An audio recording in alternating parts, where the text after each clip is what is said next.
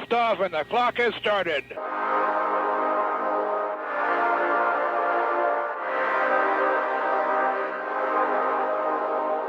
Welcome to episode 7 of the Tesla Time podcast, the UK Tesla Unofficial Podcast. I'm your host, Joe Winter, and on this week's show, we talk about Bitcoin for a matter of seconds, because I know absolutely nothing about it. Tesla factory timelines perhaps move around a little bit. We ask whether or not the FSD subscription model now released is a good deal, and we have to talk about supercharging, along with much, much more. Stick with me because it's that time again. It's Tesla time. Tesla time indeed. It is Friday the 23rd of July. We're winding down for another warm weekend over here in the UK. Now, full disclosure, this one's a little bit different. I am actually currently, as it stands, sat in the back of my car. My laptop, which I produce the podcast on, has unfortunately... she's unfortunately passed away. So I've come down to my local shopping centre. I'm plugged in the car park, waiting for my service appointment at Apple to fix my laptop. So, but I wanted to get the podcast out for all the listeners. I wanted it out on Friday in time, so I brought my mic with me. And actually, it's not too bad. The only issue is you might just hear some people kind of milling about in the background as they're kind of walking back to their cars and putting their shopping in their boot and stuff. So apologies if you do hear that. Now, I've actually had a busy week this week, and I'll only spend 20 seconds on this because we've got lots of headlines to jump into. But I mentioned last week about my squeaky wheels on my Tesla. So I had a service appointment on Thursday, dropped the car off there. All smooth and contactless and stuff, super easy. They think they know the issue. It's something to do with the suspension, apparently. And now I know that, it kind of makes sense because it's kind of when it's bumpy rather than actually when the wheels are rotating. But anyway, dropped my car off. I've since been and picked it up this morning. And yeah, the problem seems to have gone away. It was free, quick, easy, cheap. Hassle-free. I'm given a Tesla kind of Model 3 for the day just to kind of get me home and stuff. They give you like a higher kind of loan vehicle, I guess. But Tesla in my local area have signed a deal with a Tesla-only taxi company. And I was actually given a lift back in a Model S. Which was really cool. It was a P85, so that was really cool to sit in a Model S and speak to some of the people that work for this Tesla only taxi company. My driver was a guy called Paul, who was a lovely guy, former senior police officer actually, and I was asking him about, he's retired and wanted to keep busy, so he's kind of doing this on the side, and I was asking him about his views on Tesla, and he put it really well. He was like, I'm literally paid to drive up and down the country, and I drive an electric vehicle. So if I can do it, open quotes here, normal person can also do it. It's no problem at all. So he seemed to be a big fan. He did have some views around Tesla should stick in their lane and be more of a kind of high-end electric vehicle manufacturer, and not branch out too much into, super sports cars and Cybertrucks and stuff. But, we kind of discussed that for a bit and why I politely disagreed with him, and we talked about it, and we had a really good conversation. So big shout out to Paul. Thank you so much for giving me a lift back. I did tell him about the podcast, so who knows? He might be listening. Right, we've got a whole bunch of headlines to get through, and because there's so many, I'm going to run through some quick-fire headlines as well. These are headlines that aren't fully fleshed out. Maybe they're a bit early. Maybe they're rumours at this stage, so I don't want to jump into them too much. So let's just jump through these first before we get into the meat of the show. The first quick-fire headline is that Tesla is to introduce accepting Bitcoin again soon. This comes according to a recent interview Elon did with Timestamps. You can watch that full interview on the Tesla Intelligence UK YouTube channel. That's Tesla Intelligence UK YouTube channel. So go onto YouTube and you can watch that. The whole interview was around stuff that, candidly, I don't fully understand. It was all around Bitcoin. This is a complete blind spot in my knowledge. So for my benefit and most importantly, your benefit, I'm going to kind of move on from this. We know that they were accepting Bitcoin earlier on in the year. They then halted it because Bitcoin mining produces takes a lot of electricity and cooling and stuff, which kind of defeats the aspect of electric vehicles. So it wasn't for environment reasons. They kind of stopped taking Bitcoin as a transaction for a car. They are now starting that up again soon, and Elon expects us to see that soon on Tesla.com. So keep an eye out for that. But like I say, blind spot for me, so I'm going to move on. The next headline is that, or quickfire headline, I should say, is that the Tesla factory build-outs are set to move around a little bit. So at the moment, this can kind of fall under the category of rumour or hearsay. So just to give you a bit of background, the original plan was to, and might still be, to build out Giga Berlin and in parallel build out Giga Texas to begin providing next-gen Model Ys with that 3680 battery chemistry and structural battery pack. Once production of this car, the Model Y, has ramped up on these sites, the plan was then to extend Giga Texas to begin manufacturing the Cybertruck, which is expected to also have the same battery technology, chemistry and structural battery pack in an attempt to fulfill those, don't forget, 1.2 million Cybertruck pre-orders that Tesla currently have. However, the gossip at the moment is that due to the constant delays on Giga Berlin, and we've talked a lot about Giga Berlin delays on the Tesla Time podcast, and more and more red tape, more and more bureaucracy, as Elon likes to put it, they might have actually planned to move things around a little bit. So if those delays continue, what they're looking to do, the rumor says, is that Giga Texas will come online earlier. And what they will then do is begin manufacturing the Cybertruck out of Giga Texas from day one. So they'll do that first, and then once Giga Berlin has caught up and is online, they can then extend Giga Texas to fulfill Model Y orders and have both sites producing the next gen Model Ys. So it's kind of like, do they do the Model Ys first and then extend Giga Texas to fulfill Cybertruck orders?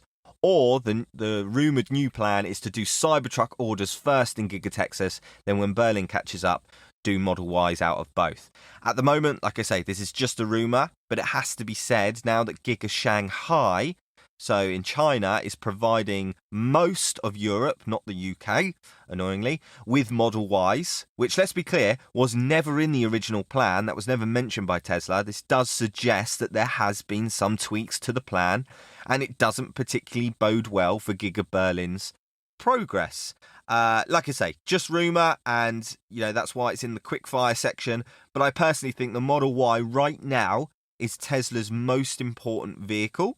So, I personally hope and pray the original plan stays on track, but let's wait and see, and I'll bring you any news, rumours or updates on that as we go through the following months. Right, enough of the quickfire, let's jump into the meat of the show. Let's do it. So the first headline this week is that the FSD subscription model rolls out in the US. That's right, I've talked about this before on the show. The subscription payment model has been heavily anticipated within the Tesla community, and now we're beginning to see it roll out, starting in North America. So as it stands, let me just check my app right here, right now. No, it's not available here as of Friday the 23rd of July, but in North America it is. So before we go any further, let's talk about the price, because this has been a huge topic of debate prior to this rollout. So, okay, what is the cost? It is $199 per month for people who have not invested anything into FSD whatsoever. And what I mean by that is it's $199 per month if you do not have enhanced autopilot on your car. However, if you do have enhanced autopilot on your vehicle, then the subscription cost for the full self-driving upgrade is $99 per month. Now, there's a whole bunch of stuff in here that I kind of want to cover on this, which I think is really important. And I've made a list, actually. So let me get my list. Right, first of all, number one, this, how do I best put this? This does not and will not apply to anyone who doesn't have the full self-driving computer in their car, right? In other words, hardware 3. So that's anyone with a Tesla built before March 2019. Then this subscription will not be available to you if yours was built before March 2019. Now, for those people, you may already know this, but if you decided you wanted FSD, then you have the option to pay for it outright.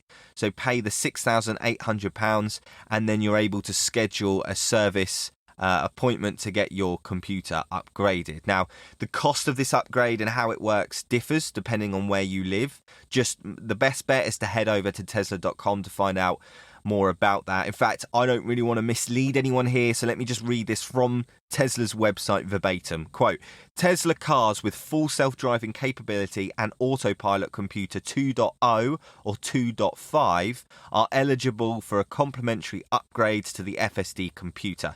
Schedule your installation from the Tesla app by selecting Schedule Service, Accessories, Upgrades and Installations, and add FSD computer upgrade in the description, end quote. So over here in the UK, having read that, it looks like it's free if you buy the full self-driving capability outright. But like I say, it can depend on where you are in the world. So go on to Tesla.com, make sure you're in the right region in the top right, and check that out. So that's really important to stress before we start. Now, number two, secondly, what does this mean for fellow Brits? Like I say, it's only in North America right now. Well, I personally don't think that Tesla will do an Apple in terms of pricing, okay? So what I mean by that is if you want to pay for an iPhone, let's say an iPhone is $999, let's just say, in the US, then it will be £999 in the UK. They'll literally just swap the dollar sign for the Great British pound sign. Now, on Tesla vehicles, but also on the upgrades, they actually convert the value, roughly. So, for example, in the US, to upgrade to FSD outright is $10,000. In the UK, like I mentioned, it's £6,800. So they're doing some sort of exchange rate. Now, that's not to say you agree with that exchange rate, but, nevertheless, there is an exchange rate there, and we should be appreciative of that, I guess. So I think the UK will see, in terms of subscription prices, probably something like £150 per month for no enhanced autopilot. And I reckon, and I don't know, this is me kind of finger in the air stuff, but I reckon then you're looking at £75 a month if you have the enhanced autopilot option. So keep an eye out. Now, it did just update in the app. There wasn't a major announcement or anything. People just noticed it in their app. So if you go into the upgrade section in your app, across the top right, the banners, it will say something like upgrades purchased, and then it will also say subscriptions. So once you see that subscriptions tab, that means it's rolled out in your local geography. Right, what's next on my list? Okay, let's talk about the value and where this lands. So Elon has said repeatedly in the past, as we waited for this to come out, he said that the outright purchase of FSD is always going to be the better value in the long run. Not only are you avoiding any price hikes that take place in the future, but also it kind of makes sense. I mentioned that it will be a 3-digit figure on episode 5 for the monthly cost. And to work it out, you're going to hit that total cost. So if you're paying $10,000, let me see. Yeah, you're going to hit that total cost in 4 years and 2 months, 4 years and a couple of months or so. So everyone's in a different situation here in terms of the value aspect of this. If you want FSD, you got to think about your particular situation and what makes sense for you. So if you're going to have the car, let's say you're going to have a car, you plan to have your Tesla for 3 years, then perhaps the subscription makes more sense because you're not going to be racking up to the $10,000 mark or whatever the pound mark will be at the time. So do the math. I would, and everyone's situation is different, so do the math and make sure you're choosing the right option. Of course, the key element here and the huge advantages to this is that, one, the subscription follows you and not your car. We've talked about this, but if you sell your car with the FSD package on it, then you've lost the FSD package. You have to buy that package again on your next Tesla. The FSD subscription, however, comes with you. So you can cancel any time if you were to, say, sell your car, or you wanted to, you didn't want FSD anymore. You had a bad experience or you're not enjoying it. You can cancel any time and you don't have to pay that monthly subscription anymore. And of course, the other thing is, the other key advantage of the subscription service is you can try it out, right?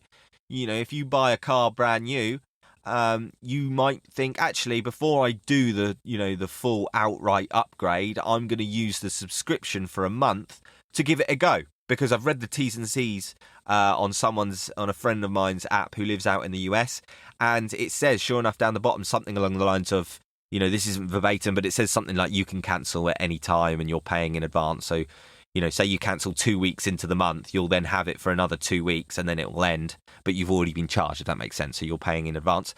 So if you just want to have a go and see how it works in your, maybe you're listening from somewhere around Europe and you want to see how FSD works on your roads, your road network in your local country, then maybe that's a good option. I think that personally is what I will be doing. So let me just give you my opinion on this from my perspective. And, this is just my opinion. As you probably know, I have a China-made Model 3 long range. I've had her for about, 6 months now. I'm sat inside her now. And I decided not to go for enhanced autopilot or full self-driving. Now, this wasn't necessarily a vote of no confidence in the package or in Tesla, but just my personal finances at the time didn't quite allow it, right? And frankly speaking, I don't think it's anywhere close to being of value right now in the UK on the British road network, okay? Now, the Tesla so-called fanboys will say, yeah, that's true, but, you've got to help support the investment in AI and autonomy within our vehicles for the future, and I get that, but I just personally wasn't in the position to do that when I was purchasing my car.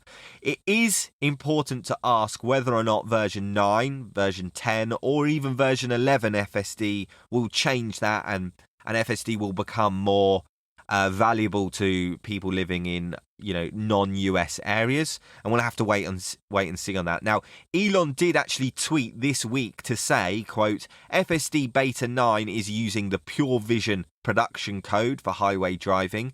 Beta 10, hopefully, Beta 11 definitely, will use one stack to rule them all: city streets, highway, and complex parking lots, end quote.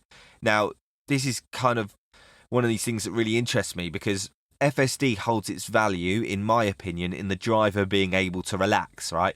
The driver having trust and faith in the system. Now, when we reach that point, FSD will not be costing £6,800. Once you have a car that drives itself, the value of that to the user is going to be way more than £6,800. And Elon's talked about that in the past. You can pretty much double or even triple that, because that changes everything. So I keep on top of these stories for you, the community, but also for myself, because I think this is going to be all about jumping in at the right time. I want a system that works on British roads that I can trust and relax when I enable.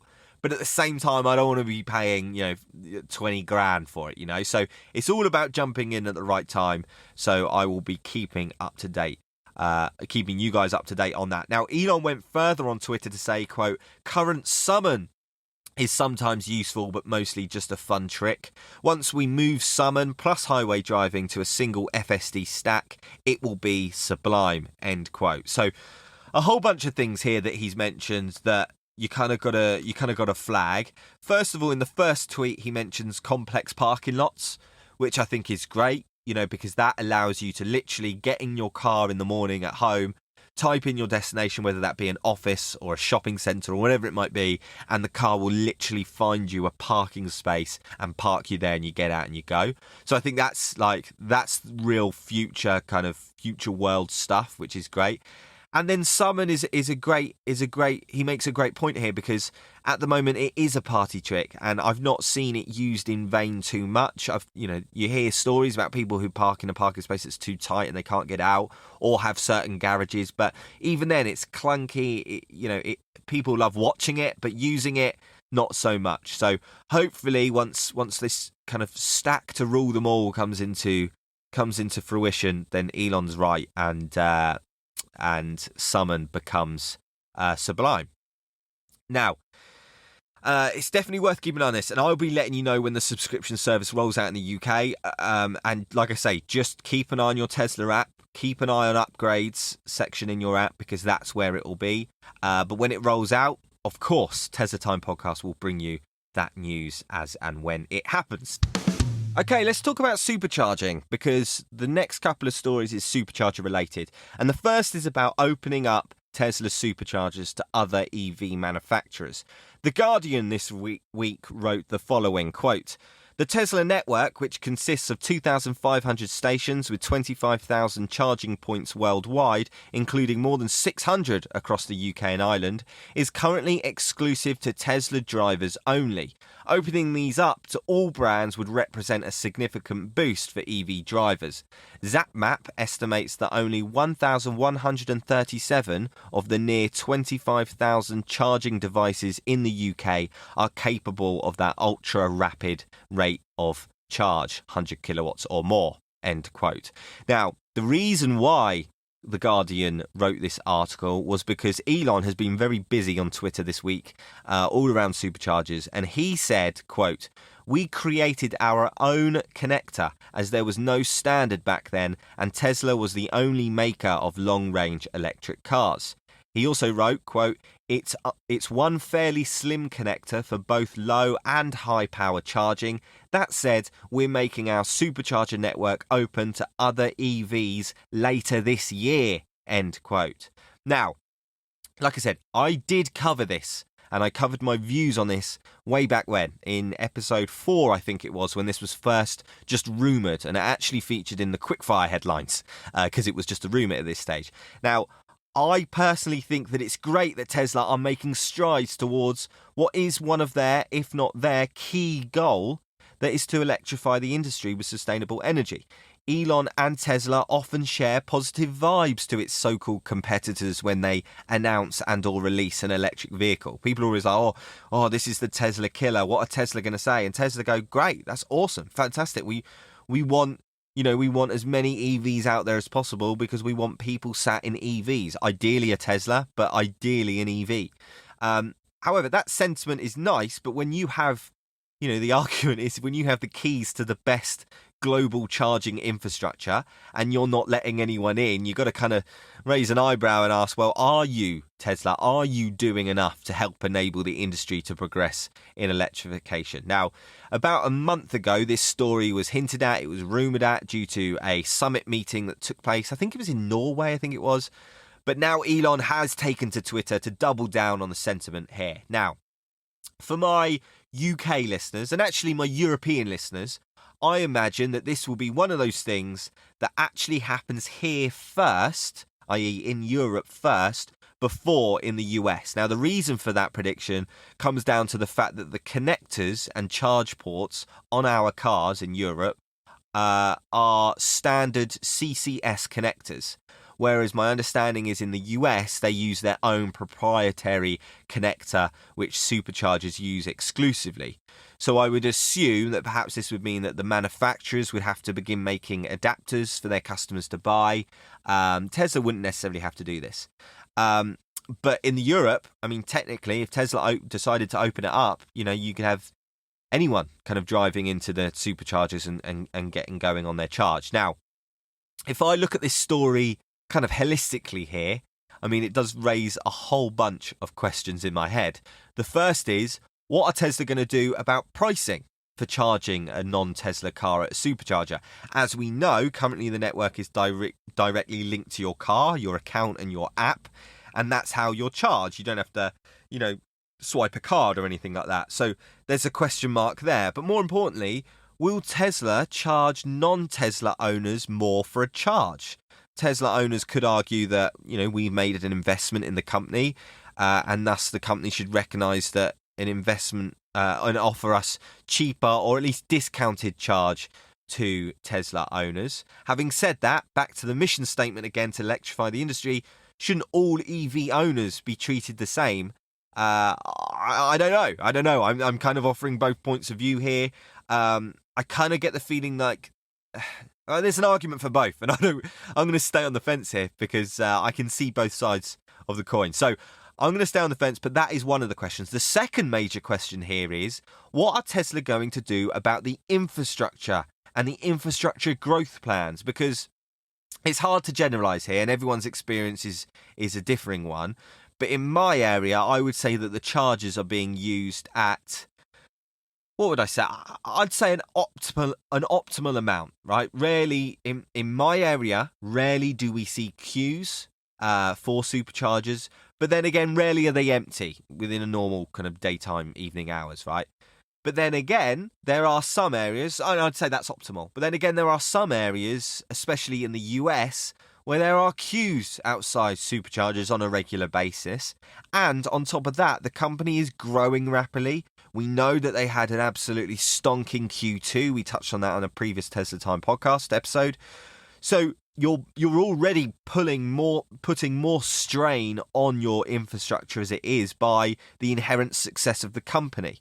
On top of this, you're adding, non-Tesla owners, you're letting them into the Supercharger. So that's fine, and I understand that, but you got to invest in the infrastructure. Now, long-time Tesla owners will definitely recognize an increase in the use of Superchargers around their area, right? There's absolutely no doubt of that. If you're there's probably some OG Model S owners listening to this and just nodding up and down profusely, no doubt, because they're used to the old days where Superchargers, it was a surprise if there was another Tesla in the Supercharger, and now they're probably seeing queues and busyness, and with the pairing system, they're probably seeing reduced charge rates and stuff, and they're probably like, they'll be nodding. Trust me, they'll be nodding.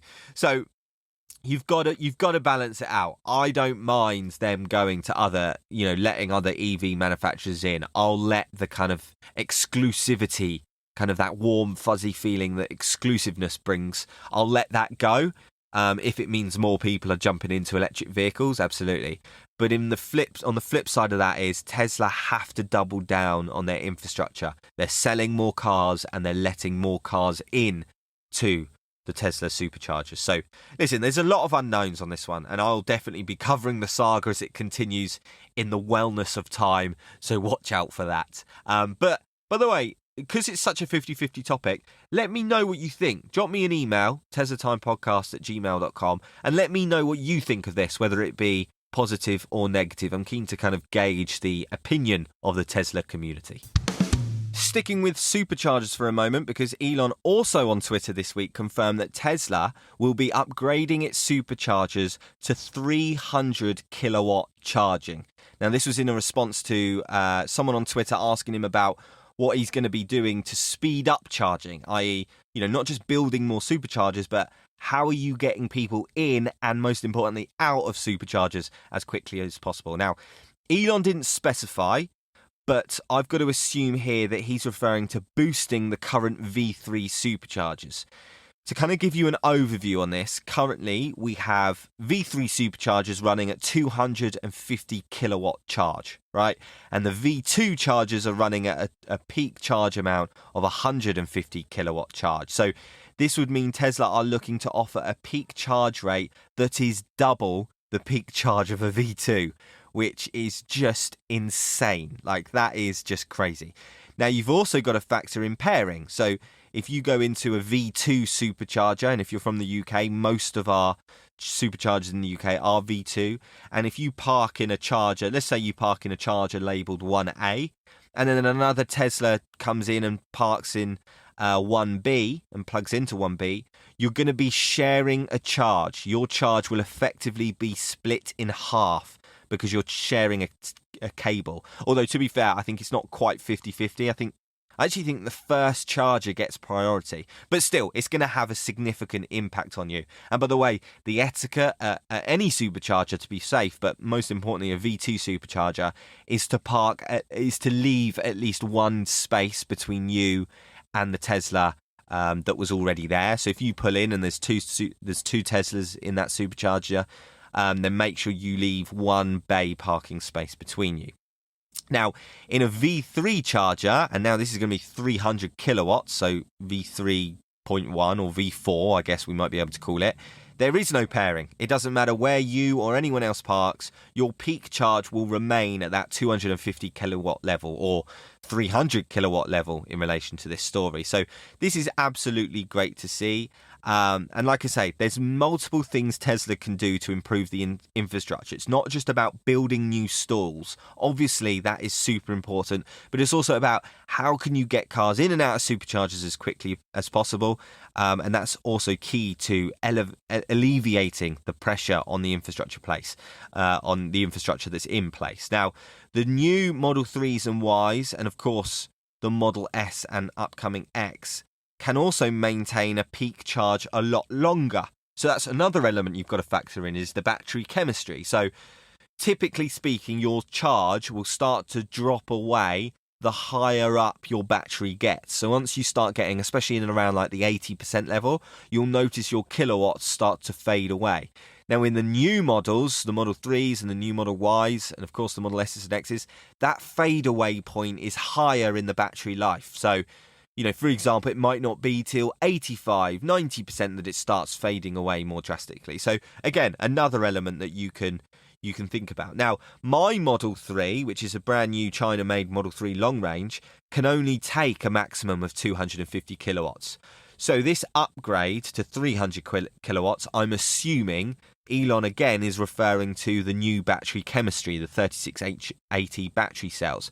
So if you do purchase a next-gen Tesla Model Y when they become available, or a Cybertruck when they become available, or of course a Roadster when that becomes available, then you will be able to take advantage of the 300 kilowatt ratio. Now, at the start of the show, I mentioned I was in a car park, and you might hear background noise of a motorbike which has just driven right past my door. I do apologise for that. So anyway, back to this. I'm just really nervous about infrastructure, and you might be able to tell because I've mentioned it so many times on the show, because it's so important. Keeping customer satisfaction is so important, especially when you don't have a marketing department. Your marketing department is word of mouth. So listen, if anyone from Tesla is listening to the show, that's got to be a priority. It's got to be a focus area, and fingers crossed it will be.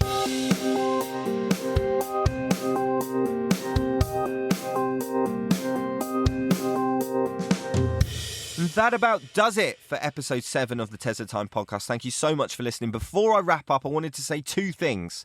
The first is that next week's show is going to be a bumper episode, because on Monday it's the Tesla Q2 earnings call. So I will be covering that on next week's show. That's episode 8. So it might be a slightly longer one depending on how much information we get from Elon and his executive leadership team at Tesla. So look out for that one. The other thing I wanted to say is a huge thank you to everyone who's emailed into the show with your kind words. It's hugely appreciated. Your support is invaluable to me, so thank you so much. Now, what I wanted to do is kind of build up a portfolio of episodes before I started really pushing and marketing the show. I think people just need to feel like this is a reliable source of information, like it comes at them every week, it comes from a reliable individual, before I started pushing it and marketing it. Now, I think we're there or thereabouts, and I think the Q2 earnings call bumper episode is a nice kind of a little bookmark to begin marketing. Although, to be honest, to be candid, to be blunt, I have no idea how to do that. I have no idea how to market the show. So if you have any ideas on how to do that, please let me know. You can contact me on teslatimepodcast@gmail.com. And speaking of which, if you would like to be part of the show, as in actually feature on an episode, perhaps you have a Tesla-related question, a comment, a discussion topic, you've heard a rumour, all you have to do is record your voice on your phone, laptop or tablet, whatever, and email that recording to teslatimepodcast@gmail.com. That's teslatimepodcast@gmail.com, and you can be on the show, which would be awesome. Thank you so much for listening. Roll on next week where we have that bumper episode. Stay safe, everybody, and peace.